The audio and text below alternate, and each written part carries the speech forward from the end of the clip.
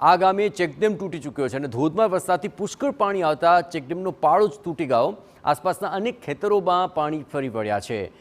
5000 વીઘા જમીનને પાણી પૂરું પાડતો ડેમ તૂટ્યો, તેને કારણે ખેડૂતો નિરાશ થઈ ગયા છે।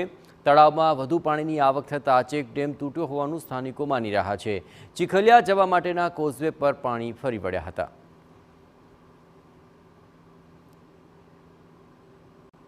हाल जे मोटी मारणी अंदर 10 इंच जेटलो अने 12 इंच जेटलो वरसाद पड़ेलो छे एना कारणे अमारो जे अहींया सुखनाथ महादेव पासेनो आ तळाव छे एनो चेकडेमनो अर्धो पारो तूटी गयेलो छे अने जेना कारणे पाणी बधुं वही गयेलुं छे अने उपरवास खेतरोमां भारे एवुं नुकसान थयेलुं छे। तेमज आ खेतरो बधाय धोवाई गयेला छे। खेडूतोनो जे पाक छे एमने पण नुकसान थयेलुं छे।